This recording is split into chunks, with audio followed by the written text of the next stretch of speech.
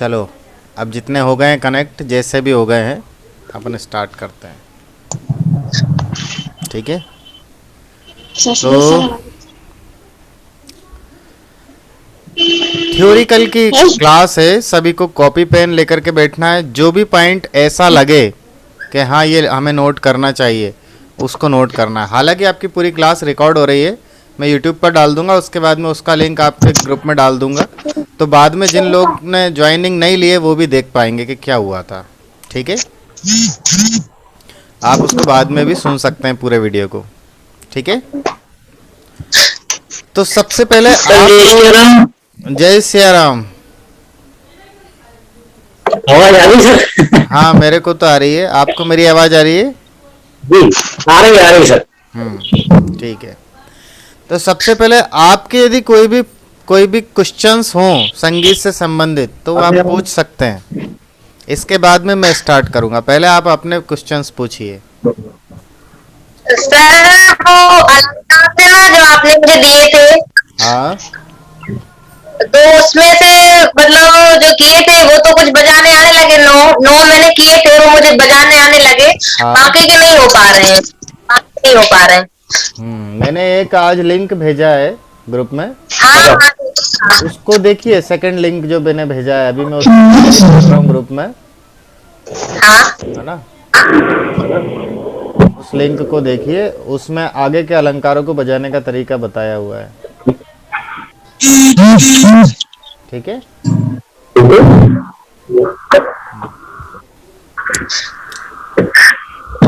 चलिए, तो संगीत में यहाँ पर केवल एक ही स्टूडेंट पुराना है, बाकी आवाज नहीं सुनाई। अनमोल। केवल एक अनमोल पुराना स्टूडेंट है, बाकी सभी नए हैं।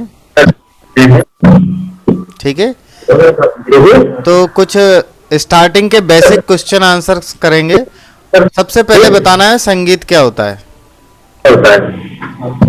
ठीक है, कौन बताएगा अनमोल को छोड़कर? मैं बताऊं? हाँ, बताइए। संगीत की बात होती है कि गायन, वादन, नृत्य, इन तीनों के समावेश को हम संगीत कहते हैं। गुड, बहुत बढ़िया है। ठीक है, तो इन्होंने जो बतलाया वो बात आप सभी को समझ में आई? क्या बताया? गायन, वादन और नृत्य तीनों के समावेश को संगीत कहते हैं। ठीक है ना।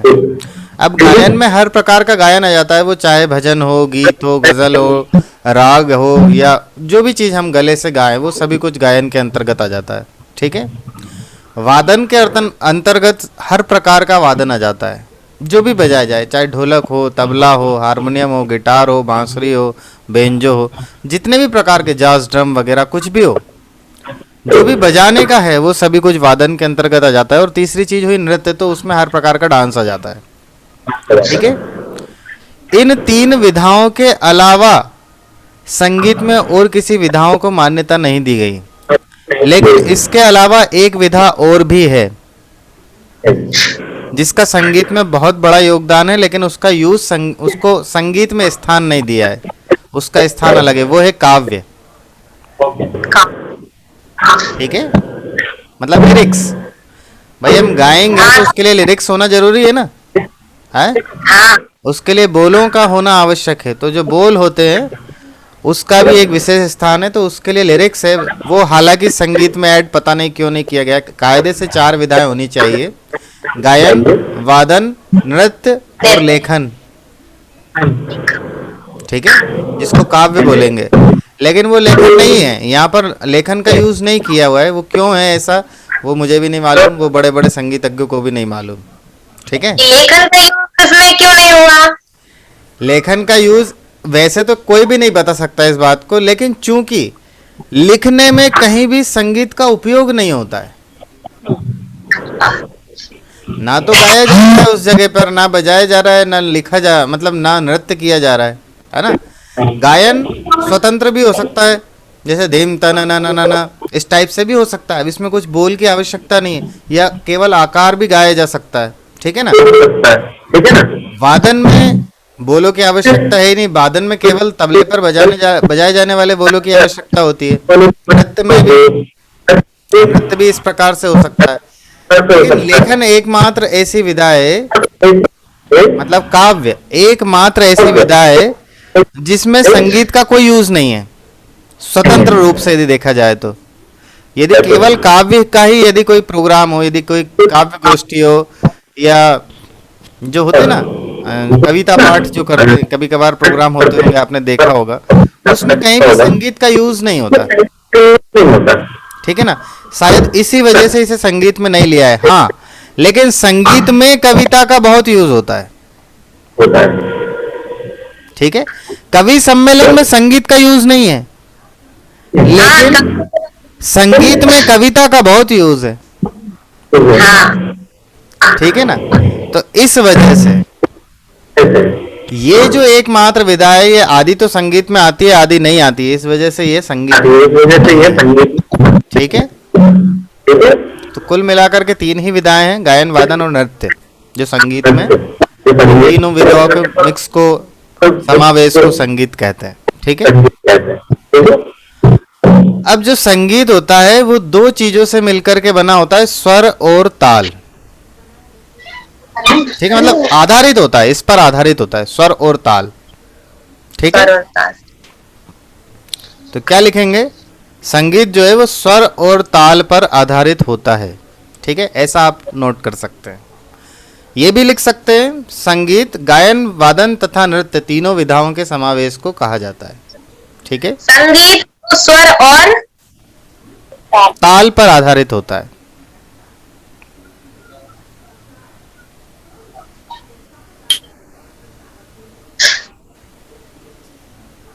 ठीक है, हाँ हो गया। अब समझा जाए ताल को, तो ताल क्या होती है अनमोल बतलाएगा, क्योंकि ये तबले का स्टूडेंट है और पिछले 3 साल से तबला सीख रहा है। गायन वादन में सम स्थापित करने की पद्धति को ताल कहते हैं। और समझाओ। इसमें कैसे बोलेंगे कैसे? चलो ठीक है, इसने अभी बतलाया गायन तथा वादन में सम स्थापित करने की पद्धति, यानी कि सम स्थापित करने के तरीके को ताल कहते हैं। ये बिल्कुल सही बात है। ठीक है, लेकिन ताल की एक डेफिनेशन और भी होती है। जो ताल शब्द है ये संस्कृत की तल धातु से आया है। अब ये तल धातु क्या है? तो इसका मतलब होता है किसी भी चीज का आधार। ठीक है, संस्कृत की तल धातु से ताल शब्द बना है।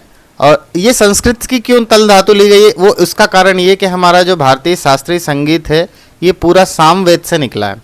और जो सामवेद है, वेद सभी, कोई सा भी, केवल सामवेद ही नहीं, चारों वेद, सामवेद, यजुर्वेद, अथर्ववेद और ऋग्वेद, ये चारों ही वेद संस्कृत में।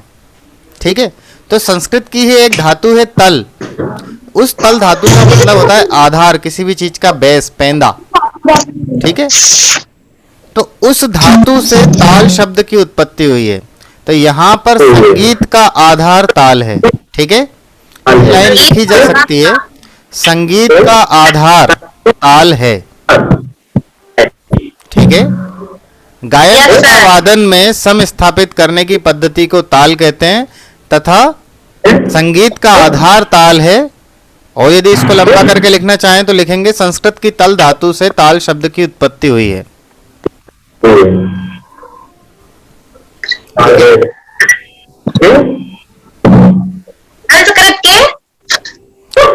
संस्कृत के तल धातु से ताल शब्द की उत्पत्ति हुई है।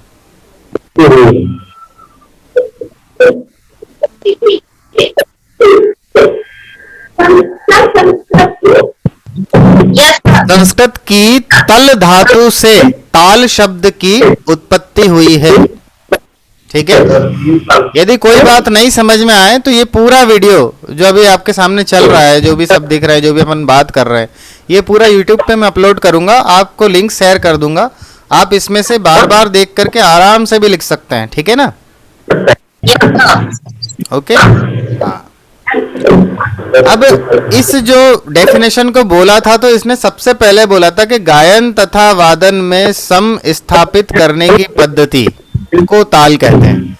तो ये सम क्या होता है, हमें ये समझना पड़ेगा, तभी तो ये समझ में आएगा कि इसको यदि हम स्थापित करने के तरीके को ताल कह रहे हैं तो सम होता क्या है। ये जब तक नहीं समझ में आएगा तब तक इस सेंटेंस का मतलब ही समझ में नहीं आएगा कि सम स्थापित करना मतलब सम क्या। ठीक है, तो सम क्या होता है कौन बतलाएगा।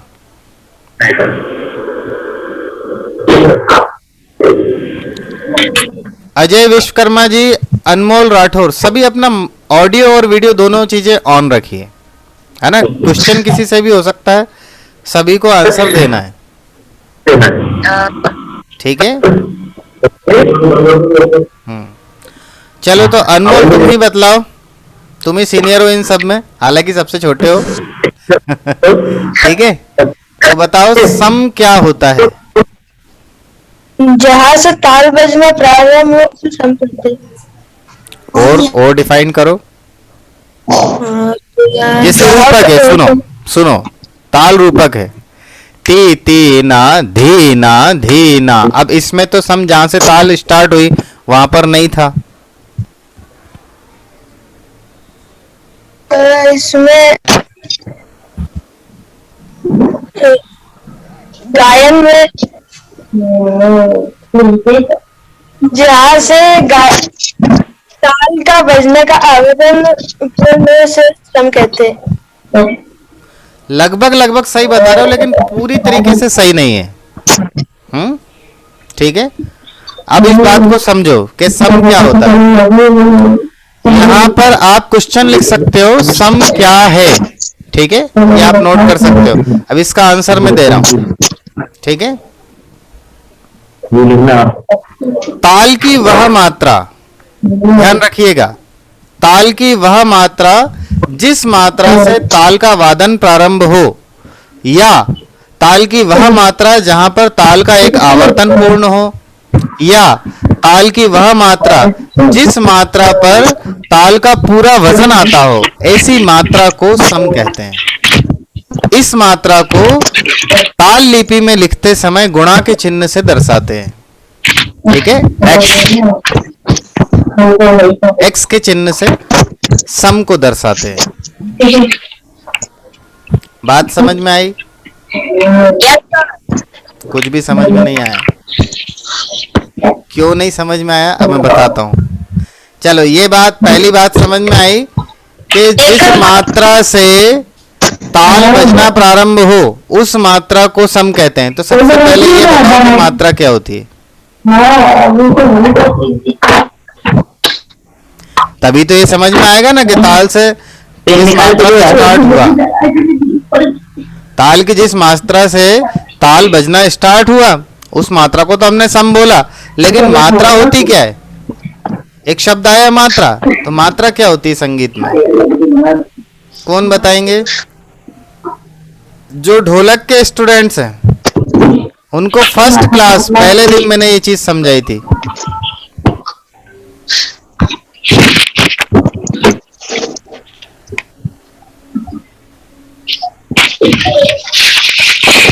मात्रा क्या होती है? अजय जी आप बतलाइए। सर ये तो मेरी पहली क्लास है। ये आपकी पहली क्लास है? इसके पहले आपने क्लास हाँ ली? सर, नहीं। अच्छा, चलिए दिलीप जी। सही से मालूम नहीं। मात्रा के विषय में नहीं जानकारी है ना? ठीक है। हाँ।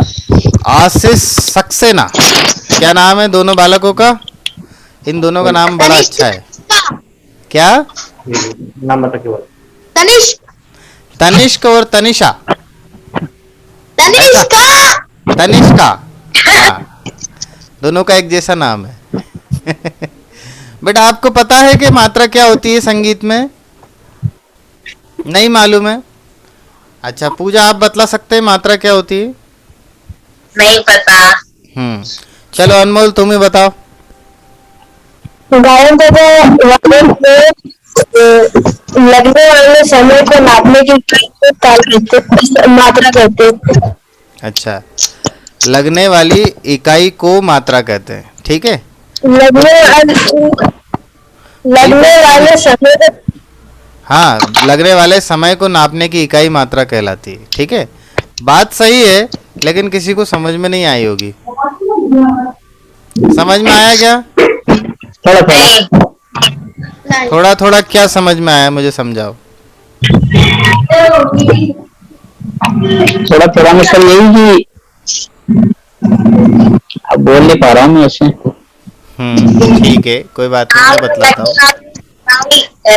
इकाई इकाई इकाई को मात्रा तो समझ इकाई का मतलब इंग्लिश में बोलते यूनिट उसको। यूनिट इंग्लिश में यूनिट बोलते हैं इकाई को। तो यहाँ पर ये बोल रहा है कि गायन तथा वादन में जो समय होता है, उस समय को नापने की इकाई जो है वो मात्रा कहलाती है। ठीक है, बात समझ में आई नहीं आई? आई सर आई। क्या समझ में आई, मुझे समझाइए। गायन तथा वादन के बीच का जो समय है हाँ, उस इकाई को मात्रा कहते हैं। मतलब उसका जो समय रहता है बोलने का और बजाने का, उस मात्रा को समय के मात्रा कहते हैं। उस समय को मात्रा कहते हैं। हाँ ठीक है, जिस प्रकार से दूरी नापने की इकाई मीटर, फीट, किलोमीटर, मील, कोस ये है, जिस प्रकार से वजन नापने की इकाई किलोग्राम, कुंटल, टन, ग्राम, मिलीग्राम ये वजन नापने की इकाई है, जिस प्रकार से समय को नापने की इकाई घंटा, मिनट, सेकंड, नैनो सेकंड, ज़्यादा बड़े में जाए तो दिन, सप्ताह, महीने, वर्ष, सदी, शताब्दी, युग, ये सभी समय को नापने की इकाइयां हैं। ठीक है ना? अब जरा बारीकी से समझेंगे कि यदि कोई ताल बज रही है, फॉर एग्जाम्पल छोटी सी ताल ले लेते, दादरा, धा धी ना धा ती ना, धा धी ना धा ती ना, है ना? तब एक बार में खत्म हो रही, कहाँ पर हो रही? धा धी ना धा ती ना। जरा इसके टाइमिंग जोड़ो। मैं जो 6 बोल रहा हूँ, धा धी ना धा ती ना, ये कितनी देर में बोले मैंने? सेकंड में जोड़ो जरा। धा धी ना धा ती ना, बताओ कितनी देर हुई? 2 क्या? 2 क्या? 2 सेकंड 2 सेकंड, है ना? वापस गिनना। धा धी ना धा ती ना, कितना हुआ? 2 सेकंड। हाँ गुड, 2 सेकंड में पूरे 6 बोल दिए मैंने। ठीक है ना? मतलब 1 सेकंड में 3 बोल बोले गए। ठीक है, ये बात कंफर्म हुई। मतलब 1 सेकंड का तीसरा भाग हमें इसकी एक मात्रा को नापने के लिए चाहिए। बात समझ में आई? तो अब इसे कैसे नापेंगे? सेकंड में तो नहीं नाप सकते, क्योंकि अगर सेकंड में नापते, हमारे पास में इसके सबसे करीबी जो इकाई है जो इस समय को नापने में काम आ सकती है वो सेकंड ही है। नैनो सेकंड में तो हम नाप नहीं सकते, क्योंकि नैनो सेकंड का मतलब होता है 1 सेकंड का 100वां भाग। मतलब 1 सेकंड में 100 बोल बोलने पड़ेंगे, इतनी स्पीड हो जाएगी, जो कि पॉसिबल नहीं है। ठीक है ना?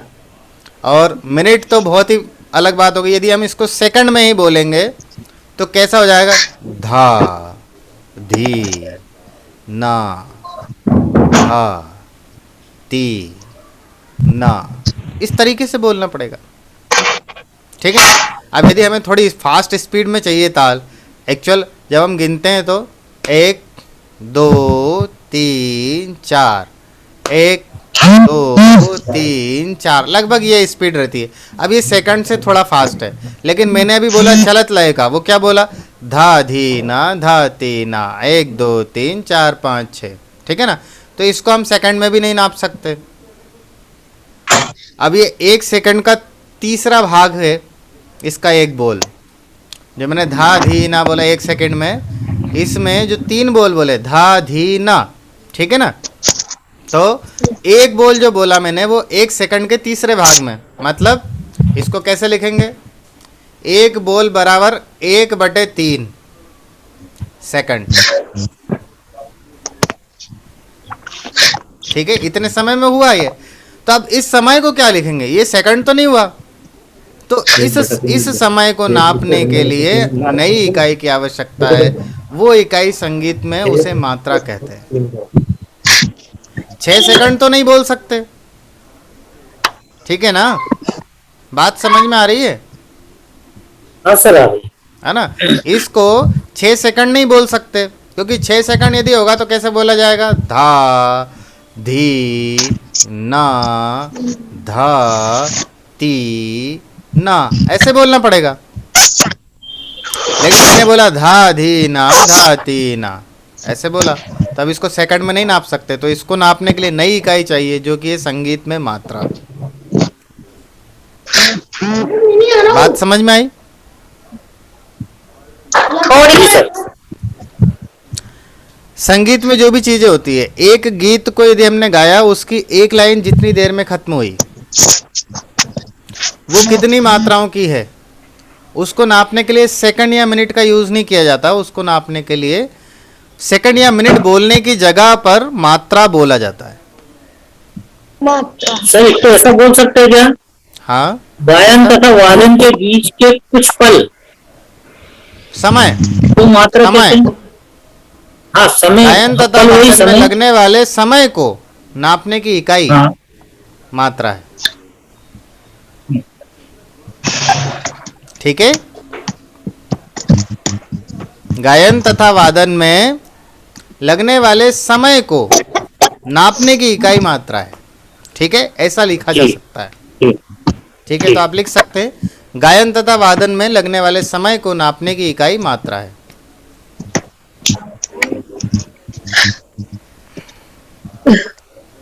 ठीक है।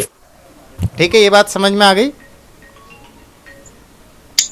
गायन वादन में लगने वाली समय की, समय को नापने की इकाई, नापने की यूनिट मात्रा है। ठीक है, यस सर। तो अब ये समझ में आ गई ताल की डेफिनेशन का एक पार्ट, कि ऐसी मात्रा जहां से ताल बजना प्रारंभ हो, उस मात्रा पर सम होता है। ठीक है, दूसरी बात कही मैंने, ताल की मात्राओं, एक मिनट जरा, किसी का फोन आ रहा है।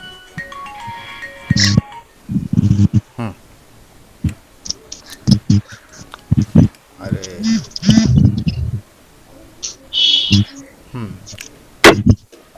दूसरी लिंक भी सेंड कर दूंगा। अभी इसमें सिर्फ 10 मिनट और बचा है, 10 मिनट में ये लिंक डिस्ट्रॉय हो जाएगी। दूसरी लिंक वापस सेंड करूंगा, क्योंकि बताने का बहुत कुछ बाकी है। ठीक है, दूसरी बात मैंने कही थी, ताल की मात्राओं का वह बोल, ताल की मात्राओं में ऐसी मात्रा जहां पर ताल का एक आवर्तन पूर्ण होता हो। अब ये बात समझना। आवर्तन बोले तो, अब आवर्तन बोले तो क्या होता है? आवर्तन मतलब जहां से हम चले उसी स्थान पर घूमकर आने की क्रिया, एक चक्कर, परिक्रमा। ठीक है, घड़ी का काटा 12 से चला तो घूम के वापस 12 पर आएगा, तो उसका एक आवर्तन पूर्ण हो जाएगा।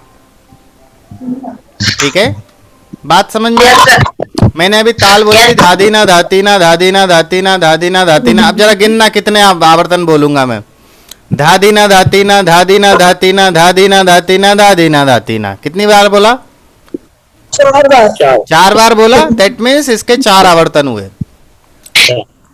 ठीक है, किसी भी गीत की लाइन को 2 बार गाया गया, मतलब उसके 2 आवर्तन हुए उस लाइन के। किसी भी गीत की किसी भी बोल को यदि बार बार, जैसे जय जय जय जय जय जय ऐसा बोला, तेरी जय जय जय हो गणेश, तब इसमें जय जय जय कितनी बार आया? तेरी जय जय जय 3 बार आया। ठीक है ना, तो जय के 3 आवर्तन है वहां पर।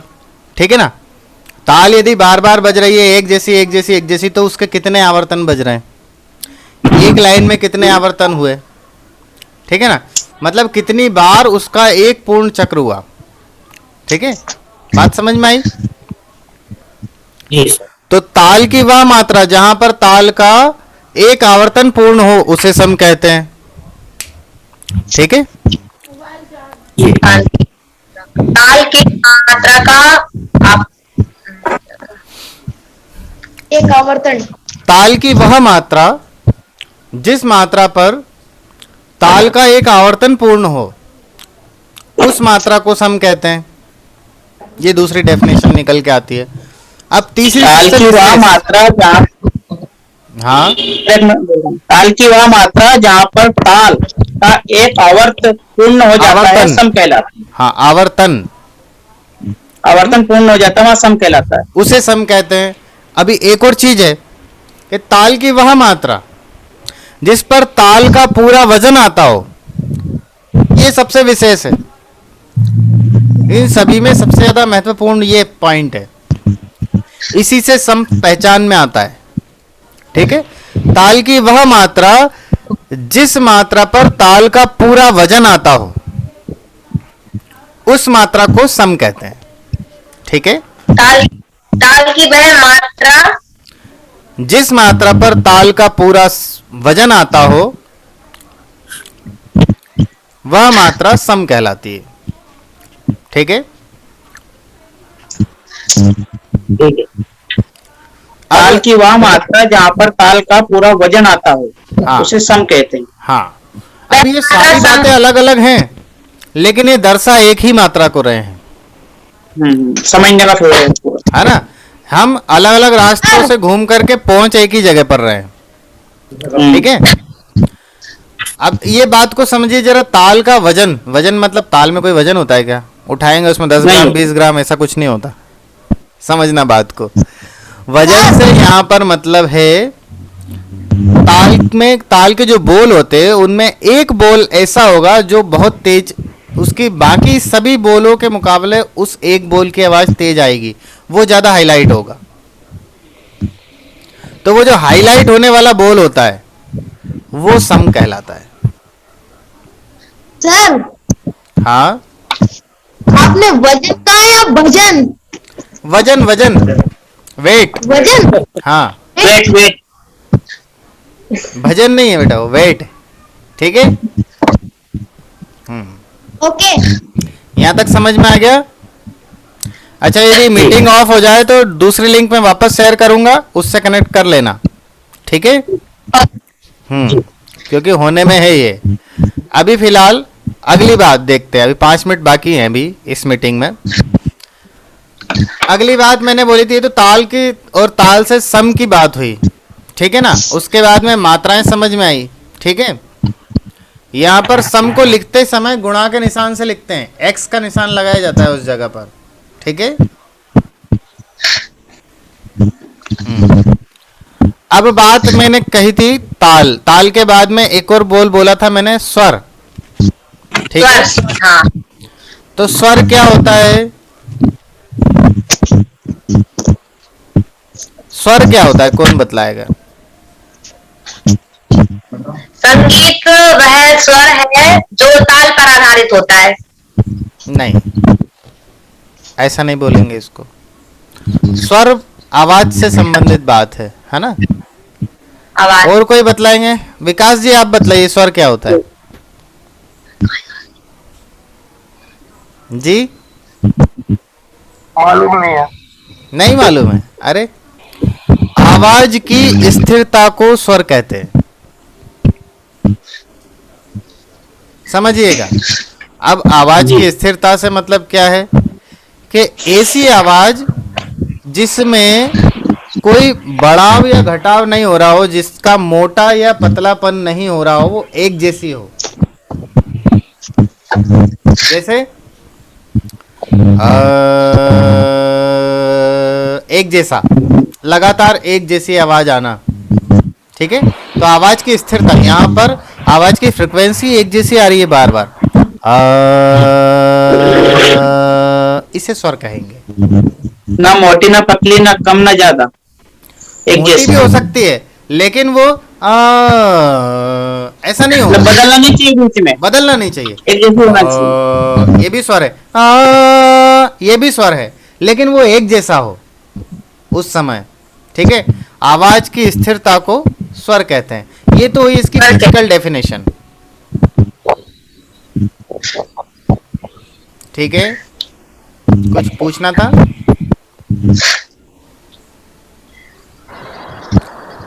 आवाज की स्थिरता को स्वर कहते हैं। ये इसकी फिजिकल डेफिनेशन हो गई। अब शास्त्रीय डेफिनेशन और समझ लेते हैं। तो शास्त्रीय डेफिनेशन तो याद करने वाली है, वो तो आपको लिखना ही पड़ेगा, ठीक है। तो वो ये है कि सामवेद से ली हुई 22 श्रुतियों में से, समझिएगा, सामवेद से ली हुई 22 श्रुतियों में से चुने हुए 7 श्रुति स्थान षडज, ऋषभ, गांधार, मध्यम, पंचम, दैवत, निषाद, ये 7 स्वर कहलाए हैं।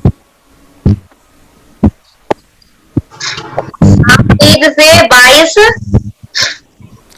सामवेद से ली हुई 22 श्रुति, श्रुति दैट मीन जिसको सुन करके पृथक पृथक पहचाना जा सके। 22 ऐसी आवाजें हैं जिनको अलग अलग सुन करके पहचाना जा सकता है कि हाँ ये आवाज इस आवाज से अलग है, ठीक है ना। ऐसी आवाज, ऐसी 22 आवाजें सामवेद से ली गई हैं और उन 22 में से चुने हुए 7 श्रुति स्थान, 7 आवाजें ऐसी हैं जिनको हम आज षडज, ऋषभ, गांधार, मध्यम, पंचम, दैवत, निषाद, दैट मीन्स सा रे गा मा पा धा नी स्वर कहते हैं। सा।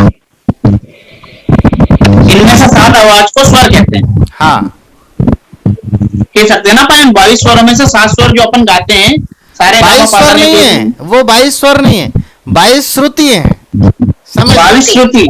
हाँ, वो 22 आवाजें हैं, लेकिन उनमें उन आवाजों में से चुनी हुई 7 आवाजें स्वर कहलाती हैं। ये श्रुति, श्रुति क्या होती है? श्रुति सर, ऐसी सर, आवाज इसका- होती है इसका जिसको कानों से सुन करके अलग अलग पहचाना जा सके। ठीक है, ये सामवेद से ली हुई है, ठीक है ना। जैसे जैसे समझना, श्रुति स्वर, स्वर से ही समझ में आएगा। देखना, श्रुति जैसे कि शब्द से ही समझ में आ रहा है, श्रुति श्रवण करना, श्रवण से श्रुति बन रहा है, समझ में आ रही बात। मतलब सुन करके अलग पहचाना जा सके, ठीक है। जैसे ये सभी अलग है, सबको सुन के अलग अलग पहचान